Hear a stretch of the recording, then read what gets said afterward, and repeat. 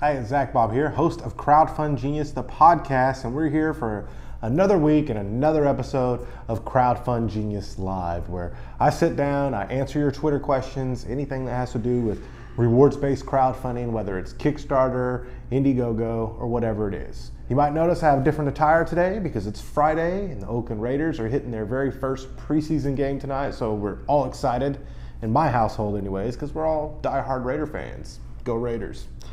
All right, so let's go ahead and let's kick this off with our very first question. At Carrie Jonah asks, what's the best way I can increase interest in my campaign when it hits a plateau?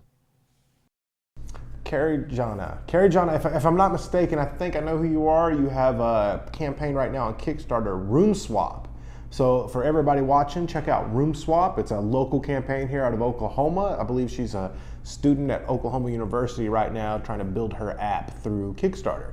The best way to increase interest in your campaign for when it plateaus is one, to prepare for it in advance, all right? I mean, everybody knows that you get that little bit at the beginning and that little bit at the end, but during the middle, it's kind of it's a hustle. I mean, you gotta get there, you've gotta make sure you're planned for that because it's gonna be a dry spell. The campaign or the backers are just gonna trickle in. Your backers are just gonna trickle in.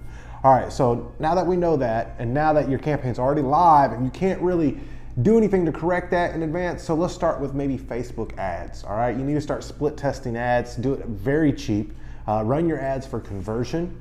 Run these ads at several different audiences, and every single day, check your ads and see which audiences is performing, which one is resulting in more backers, and then start eliminating some of the other audiences. And I'm talking a massive amount of target audiences. You want like 12, 24, 30 different audiences and slowly start minimizing them down each day, and probably multiple a day since you're already live.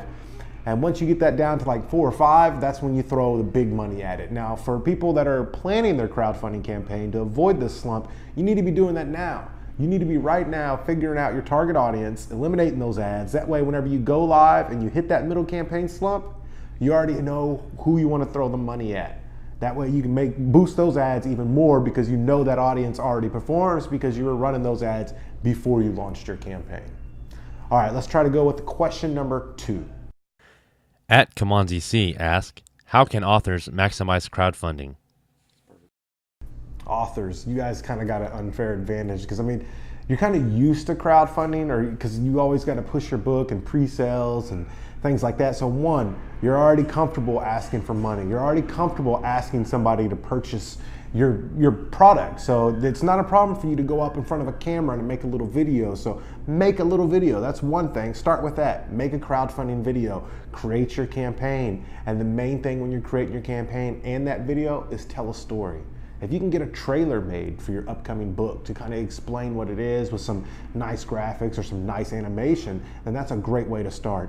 Just remember, this whole crowdfunding thing, it all depends on the story that you're telling. And that same story that you're gonna tell is gonna be a story that you're selling. Whenever it comes to media and press, you tell them that story, you get them involved, you're a storyteller. So what you're doing is telling stories. Don't tell lies, tell stories. That way, people are more intrigued, people are more inclined to get sucked into your campaign, to get sucked into the story of your campaign, the story of you, or the story that you are telling. All right, let's go with question number 3. At John F. James 3 asks, do I have to have a video for my crowdfunding? If so, what is the typical budget I would need? The 2 questions, huh? You got us with 2 instead of 1. Do you need a video? Yes. For everybody watching, absolutely you need a video. I don't care how long it is. It needs to be long enough to tell some sort of story, even if it's a short story. I mean, they got 6-second Vine videos that tell a story. So make sure you're telling a story in that video, whether it's with a phone at home or something like that. Use some type of editing software. You got Final Cut, you got a Windows Movie Maker, whatever you got. Start learning it now. That way, whenever you film your video, you can tell the story, you can portray it the way that you want it to be told. So yes, you need a crowdfunding video because I'm not gonna look at your campaign if it's only got 1 picture on the front and there's not a video attached. And a lot of other backers in the Kickstarter community, they're gonna do the same. They're gonna take a look at it and see no video and they're gonna be like, hey, you know, he didn't take the time and effort to put that video in. That's just one thought, you know, maybe you didn't take that time and effort. So maybe this isn't even a real campaign.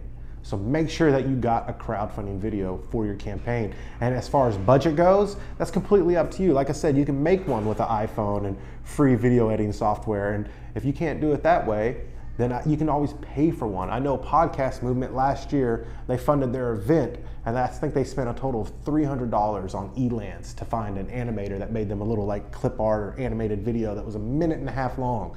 So there's an idea of a budget, $300 for somebody online to make you a little animated video of what you're trying to do or the story you're trying to tell. You have to write the script, and you probably have to plot it out and tell them exactly what you want. So that's what you should be doing now, is figuring out exactly what you want in your video, especially if you're gonna go the animated $300 route like that.